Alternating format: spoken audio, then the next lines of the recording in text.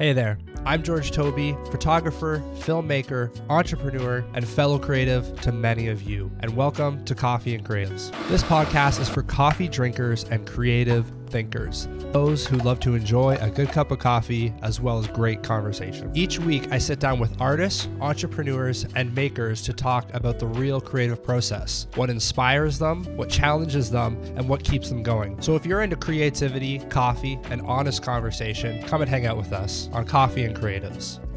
What's up, everybody? Welcome back to another episode of Coffee and Creatives. Today, just like every single week, we're just going to dive right into it, and we have another special guest, Joseph Bergel. Thanks for coming on the podcast today. You're welcome. I think this is going to be a very interesting conversation because I think we're going to talk about a lot about just changing times of photography, which I have a lot of questions here that I'm interested to know what your answer is going to be. But before we dive in, why don't you just let everybody know who you are, what you do, and then your perspective into our relationship? So as said before, my name is Joseph Paul Bergel. I'm a photographer at this point still. Mm-hmm. In an ever-changing medium. And as far as my relationship to you, George, it is partly your boss and partly your friend. Yes, that is true. It's kind of twofold. Yeah, that is true. For those listening, I do a lot of work for Joe, so he keeps me able to do the podcast in a way. Yeah, we support the podcast. Yeah, absolutely. So with that, the coffee we're drinking today, we are having Pilot Roasters. I think it's their original blend. So I don't know. I just tried it. It's not bad. I think it's a good bean. I think my my ratio is probably might be a little off. But what do you think? You got to work on your water. Yeah, I just use, for those who are going to judge me hardcore right now, I just used tap water, just generic, no reverse osmosis, but I'm working on it. I feel like this podcast is definitely more on the creative side than the coffee, which is ironic because I would agree. But I like that a little more. So I think one of the questions I kind of want to dive in with is why don't you tell me a little bit about what it was like when you started photography? Because that would have been, how many years ago? That would have been before I was in the 90s, I was born. Whenever the 90s were, so close to 40 years. So what did that look like when you started photography back in only film? Officially, I started photography in a high school photo course, and my motivation for that was twofold. It was, number one, to take skateboarding pictures of my friends. Yep. And it was also to be able to bring something home and show my dad. Because he had a background in photography and art, and I wanted to show him something from school that I had done that wasn't a math test or an English essay or something slightly on the boring side. Like, I wanted to show him images and hear what he had to say. And so that was my high school photo course. It basically was a standard black and white photo one, which everyone had to have a single lens SLR, single lens reflex camera. With a 50 millimeter lens, no zoom lenses, no wide angles. And we all shot 400 ISO black and white film. We had to develop our own film, and then we had to print it. Yeah. And we had assignments based on whatever was happening during the semester. So that was my first exposure to photography. It's not to say a pun, but I do also want to mention that when I saw the first print in the developer, it was a very special moment. Yeah. Sorry if I tear up. No, I think that has such of an impact to it, especially I think film. Like, I think when it has to go through that process of that very first, I feel like when I started photography, it just was not the same. Yeah. To, take a digital picture and see it immediately. But when, it was only film and you had to wait. Yeah, to see you do have that to wait. First shot, right? You had to wait. Imagine I was thinking about how to describe it in today's terms. Imagine going on a vacation, photographing the entire 7 days of vacation, never once looking at your photos, only having to rely on your memory for what you think you photographed. Like, oh, I think I got a good sunset. Oh, I think I got a good one of a bird on a railing at the beach. I think I got a good one of this, and I'm going to keep shooting. Oh, there's an interesting melting ice cream cone on the sidewalk. I'll take a picture of that too. And like go through the entire vacation without ever looking at an image and photographing the whole time. And then when you come home, wait 2 weeks before you can actually look at your photos to see what was on your vacation. And that is a little bit more like what the pace that film photography was sort of managed with. That pace was a much more patient, slower approach. Oh, and then on the top of it, on the in the vacation, shoot on manual mode the entire time, right? And have your exposures basically be based on a light meter, and you're shooting in the dark, so to speak. So you're guessing like it's sunny, and your ISO is 400, and it's an f8, and it's 1,000th of a second, and you hope it's right. Like that's how you had to shoot too. Do you think if you would have started photography like now as opposed to then, you would have a different perspective to just I think a lot of my my heritage or my upbringing would be lost. It'd be sort of like growing up in a family versus being in foster care. Right. And I think if I were to jump into digital now, I would have instant gratification, and I could have instant images, and it's a lot easier. And it's a lot more, I guess, fast. But as far as the actual procedure, like, if I shot now, I think I would be taking a lot for granted. I think I wouldn't have, because when you're having to metering by hand, you have to pay attention to the light in a way that you're not usually paying attention to the light when it's just point the camera, press it, it's on auto, or it's on auto ISO, and everything is fine. Like when you're handheld metering, you're pre-visualizing the shot usually, or you're at least aware of the situation, and then you're waiting for the moment. So you get your metering under control. You would meter everything and say, okay, so I'm at a 500th of a second at 5.6 for 100 ISO right now, facing the sun. Now, if you turn your back to the sun, it changes your meter. And so you'd have to say, okay, my shade is 125th of a second. My sun is 500th of a second. And you had to memorize, like you had to remember that while you were waiting for the kid to smile, or waiting for this person holding the balloon to let their balloon go in the air. And with that mindset and thinking through like what it would have been like then to kind of have to process all of those different, waiting for the right moment, ISO is right, lighting has to be right, and then how it is now with digital where you can just do it so many times over and over again until you have it right.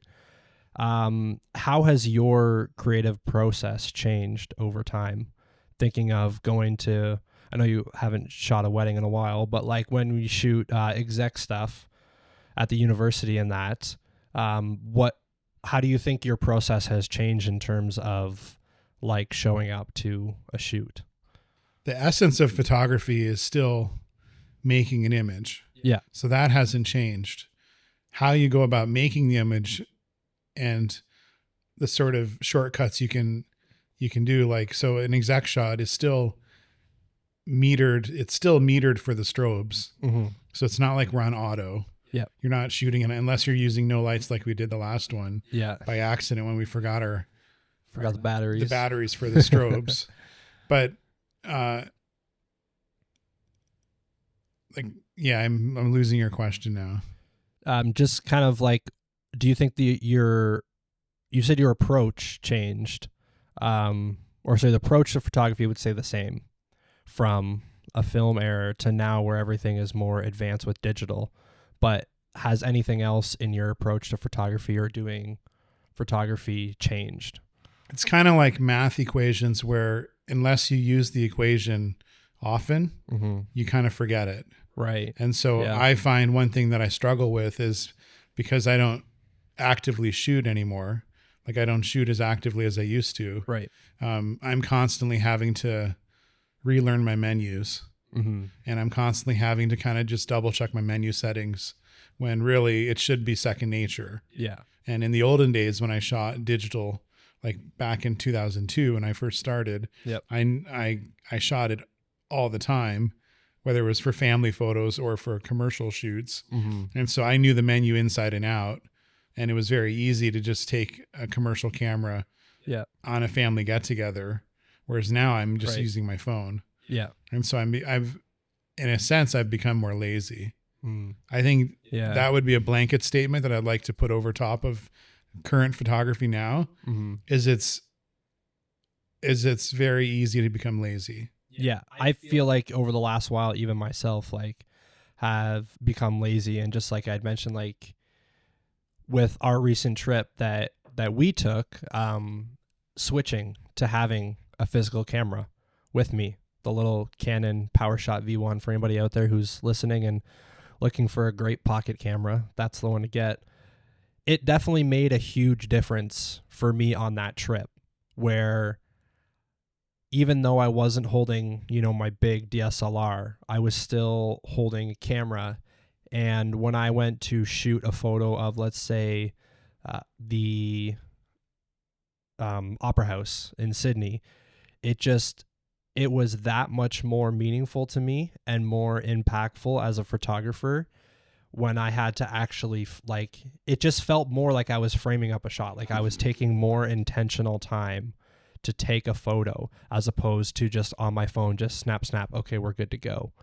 But actually having a camera in my hand when I was shooting that and then looking back at the images, I was like, this has so much more meaning to actually take it step by step and process of taking a photo.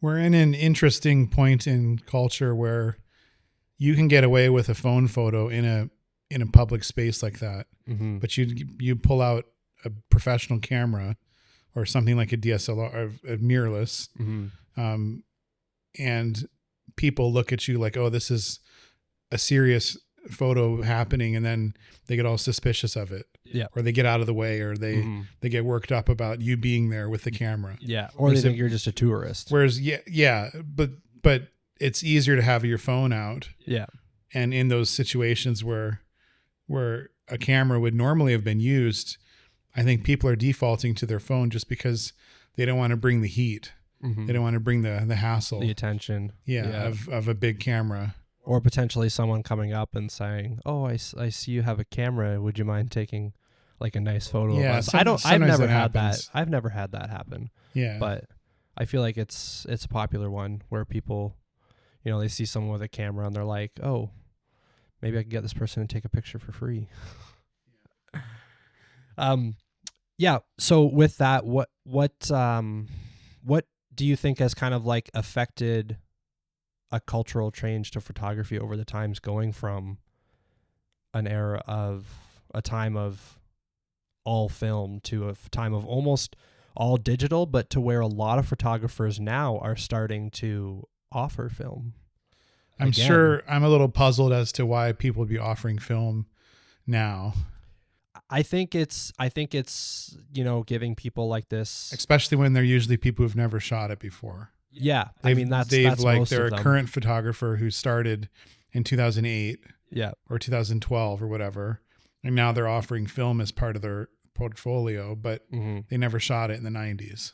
Yeah, I'd respect somebody who shot it in the 90s and still wanting to offer it.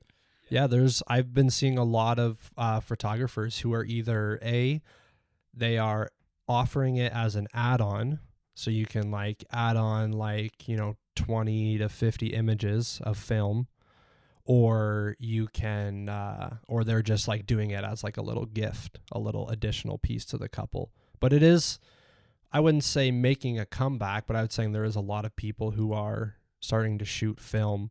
There are some who are shooting film, actual film cameras, but then there's some who are calling it film, which is annoying to me because they're calling it film, but then they're shooting on these, I can't remember the brand of them, but it looks like a film camera, but it's digital.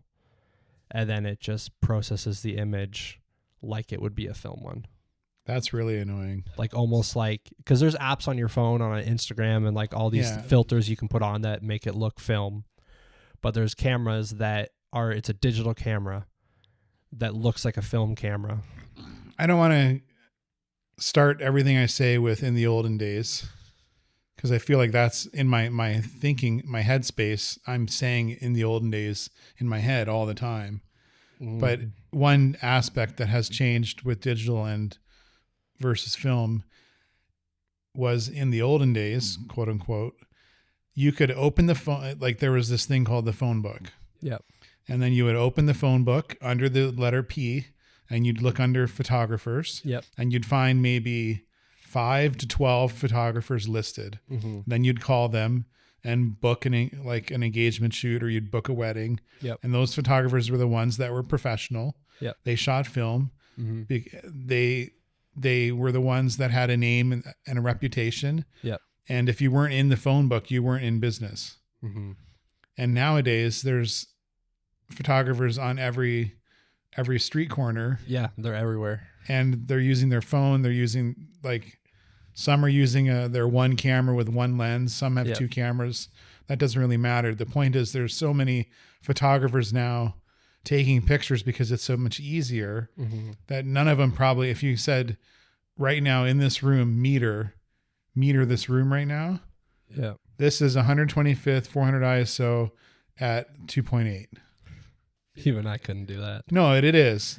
I can feel it. Yeah. You get to know there's this one photographer who never used a handheld light meter, and he never used the meter in his camera because he said there was only 5 types of light. Yeah. And he said, once you know the 5 types of light, you can shoot in any lighting situation. And he never metered, and he shot his whole career without metering just because he knew light. Wow. So now there are a plenitude of Kijiji photographers and Facebook photographers, and there's nothing stopping anyone from going to the store, buying a camera, and it basically as they leave the door of the photo store, now they're now a professional. Yeah, they're professional just because they got the camera. Do you think that idea of with changing of photography and how accessible it is now as opposed to then, or not necessarily accessible, how I don't even want to use the word easy, because I wouldn't say photography now is easy. You still need to get the shot. People think it's easy because they think if I just buy a nice camera, I can do it. But you still have to compose great shots and make it look clean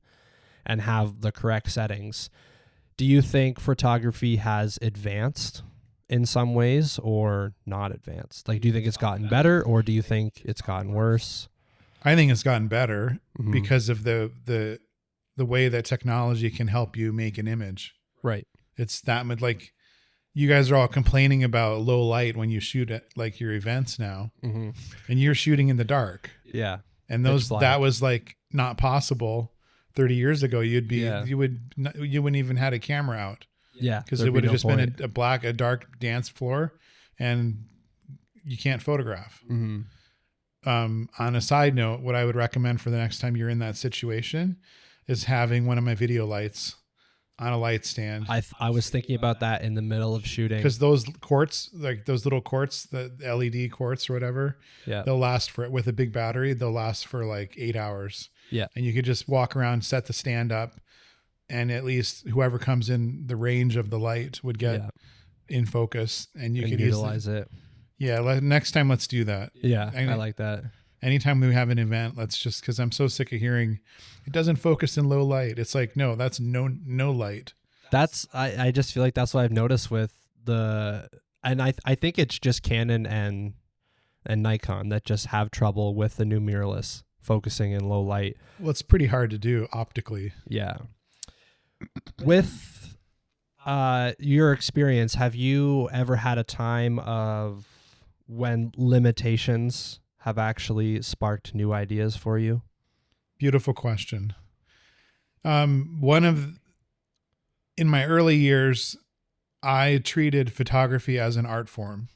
And then I taught to pay the bills. Yeah. So to pay the bills, I was a teacher. I taught art to teach. And on the weekends, I shot images, and those became exhibits. And then I applied for grants and got funding and a bit of notoriety because of the work that I was doing on the weekends. But I was never trying to pay the bills with the actual photographs. Yeah. Like I gave away, I have photos that are in different collections, but I never really sold any photos. Yeah.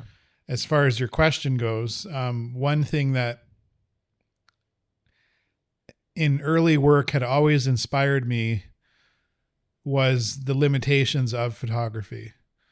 So for example, when you have a slow shutter speed, you have motion and you have motion mixed in, you have a blurry image. Yeah. So if you're shooting at a 15th of a second and somebody walks into the room, you're going to have a beautiful figure that's slightly blurred in their knee section. Yeah. You know, and so I started making images where I was playing off of those limitations of photography, specifically having motion in the actual image. Yeah. And the motion became something that made a form of mystery. Yeah. So the image had this sort of unknown aspect to it because of the motion, because the camera couldn't record it, because the shutter speed was too slow. Yeah. And then I became part of the photo. A lot of times I would be in the photo.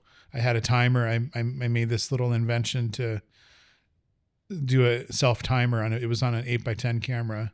And I had to rig up a self timer to the shutter so that you cock the shutter, set the timer, push it in between the lever, and then you knew you had 20 seconds until you could, like, it would click the shutter. Yeah. And so then I would be in the photo, but I could be walking in the photo or jumping in the photo or standing on one leg or whatever. And it created a sense of ambiguity. The photo was anthropomorphic. It had a form of like almost nostalgia, because it reminded me of old photography, Right. where it's like the 1800s. Yeah. And the subject had to sit still for 10 minutes because the exposure was that long. Right. So I started playing. The series was called Affecting Effect. Oh, okay. And it was just 10 images, and it took me over a year to make.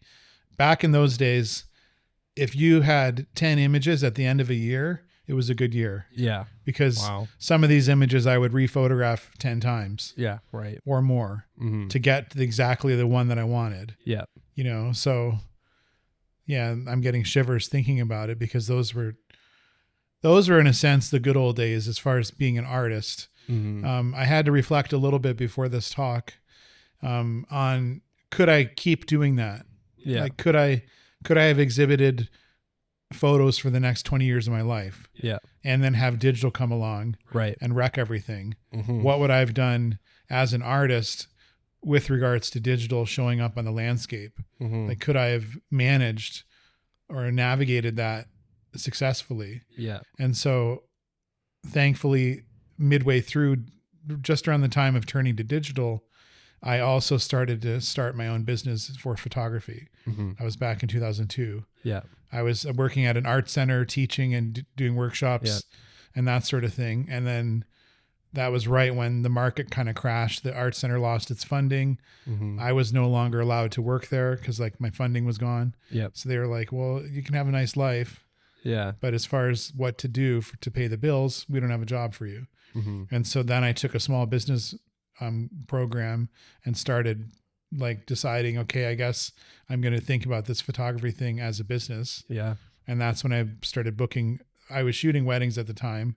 So I just started saying, I guess I'm going to have my motto was 35 weddings a year feeds my family. Yeah. And so then I shot. At that time you had how many kids? 2 kids. Yeah. And a mortgage, and trying to pay the bills as an art person, and working for an art center for minimum wage basically was not going to pay the bills. Right. Yeah. So I just did weddings and portraits. I did some commercial work, some corporate portraits as well. Nothing fancy. It wasn't until later that I started shooting products and shooting catalog work. And that's when I started making more money, to the point where I could qualify for a mortgage. Right. But before that, it was just weddings and I remember in the business program, doing the math where I need to do this many group shots, this many portraits, this many engagements, this many weddings in order to like make my business plan make sense. Mm-hmm. So, but if I had to stick with photography as an art form and stick with teaching, I don't think I would have made it. Yeah. I would have burned out as a teacher. I would have washed up as an artist. Mm-hmm. And so that always allowed me to keep art as this thing off to the side that I was inspired by, but I didn't have to pay the bills by. Right. So I paid the bills through commercial photography. And when I would go to make images, artistically speaking, because of my background as a commercial shooter, I find I'm very efficient with getting images now. Mm-hmm. So if I want to get a shot of a splash of in my pool at midnight because I'm turning 40 and I want to do this 40-year-old cannonball photo. Yeah. I could light it properly. You know exactly what I could light it, dial it in 40-degree grids, 4 lights, have someone pop the shutter, and boom. Yeah. I can get the shot. And I got the shot in that shot in about a half an hour. Yeah. Whereas 20 years ago, that shot would have taken me a weekend. Yeah. So I've become a better shooter by shooting commercial. Yeah. And when I developed film again, I started in 2010, I started really shooting film again. I had a bit of a renaissance. I would fix an old camera, load it with film, shoot it over the weekend, and just kind of enjoy how different cameras work. Yeah. It was sort of my way of saying goodbye to the medium. Right. Saying goodbye to photography because it had changed so much. Yeah. But when I developed my negatives were better than they were in the 90s. Mm-hmm. My exposures were like perfect compared to what they were in the 90s. Like my negatives looked great compared to like these really thin negatives that were underexposed or underdeveloped or. Sorry, that was a bit of a roundabout. No, I think that's a fantastic way to look at it. I'm stealing your coffee. No, go for it. I think it's a fantastic way to look at the idea of when I started to develop my business more, it was with the mindset of it was always on the side. I always had other work, and I always liked to keep photography as a passion project, as like what I was passionate about, what I love doing, until it was feasible to actually make it into a career like I have it now. But now to where I am like finding other avenues that I can have as creative passions and outlets, like the podcast like this and like other short documentaries that I'm working on, and finding other ways to have it so there's always some kind of art form in my life that I'm not making money from. I feel like sometimes you can get into like a rhythm of it becoming for the money and just monetizing it. And what we talked about so well on another episode of the podcast is I think a lot of people get into photography or video with the only mindset of making money from it. And I feel like those people typically don't have as much of a passion as the people who start it with the mindset of this is just a passion and something that I love to do. I think those people end up having so much passion behind their work in the future, as opposed to somebody who might just say, oh, I think this is cool and I want to make money doing it. Speaking of passion, back to that first day in the darkroom as a high school student. Yeah. When I picked a negative, put it in the enlarger, focused it, did my test strip, made my first exposure onto the photo paper and put it in the developing tray. Mm-hmm. And I saw the image start to come up. First you see the blacks, then you see the midtones, and it's under safe light, so it's hard to see the highlights, but eventually then the highlights show up and then you have your image. Yeah. And that feeling of passion and that it was magical. Mm-hmm. It was like nothing in my life I'd ever seen before. Yeah. To see an image appear before your very eyes, like I still know that feeling I had. Yeah. And I'm still shook up by it. Yeah. And so I knew once that happened that I was going to be with photography for the rest of my life. Yeah. And right now I can honestly say that I've worked with photography for more years than I've been alive. Mm-hmm. So I was around a 16-year-old then, and I'm 52 now. Yeah. And I've been working with photography for the majority of my life. Wow. So it's pretty interesting. And I've seen it change. I've seen it change from shooting film to the new camera that was you guys were talking about in the chat. Yeah. That shoots a 30 millionth. What is it? How many was it? I'm going to have to figure that out. It was a 30 thousandths of it? No, it wasn't a 30 thousandths. I think it was like 30 million frames per second. Yeah, something crazy. Something that shouldn't even be possible. There were is possible. Early motion studies, Muybridge and Egerton, that did the stopping action of the bullet going through the apple back in the olden days. Right. And they had that shooting the playing card with the bullet going through the playing card. Mm-hmm. That was on film. Yeah. So that was back in like late 60s, early 70s. Mm-hmm. So it's come a long way since then. It better be 30 million of a second. I think it would be 30 million. It's just crazy that how technology, and what do you think technology, kind of like AI and social media, has played in a way of like how it's affected how you create over time? Because you kind of like started photography where there was like no digital, there was no social media, there was like no websites, there was no Instagram, there was no AI, there was no AI editing help. It was just you and your camera, to where now, there's social media, there's Instagram, you have AI to help with everything, digital. How do you feel like that change has affected how you create? It hasn't affected how I create because I've put my head under the sand and ignored it. Yeah. I loaded up speaking of which, I loaded up Instagram yesterday just to see how our company page looked, because we were going to do some work together. Yep. And then I saw the last time I had been on Instagram was 2018, I think, or 16. And I saw all the followers that I had, like the people I was following and that sort of thing. And I instantly had this rush of emotions, and I ended up deleting it in less than a day. Yeah. Just because it was taking up too much of my thinking. Yeah. And I think one thing that is known right now, or one thing that I think is apparent, is that with digital and social media and photography in general, there's this mindset that people are there to please others. Mm-hmm. Versus please themselves. Yeah. So a photographer who's proud of an image, posting it because they're really happy their image is what they want it to be, and they're happy about it. Yep. Isn't thinking that as much as the photographer who's thinking what others will think of their image. Yeah. How many likes can I get? How many comments? Because I found myself less than a day already getting sucked into the vortex of like, wonder what my first post should be. Yeah. It's been 6 years or 8 years since I've been on here. Yeah. Wonder my first, should I do a bunch of blank frames to delineate between I was doing plates of food when I did it. Yeah. It was Food or Formalism. That was the name of the channel. And I would just photograph what I was eating each day. Yeah.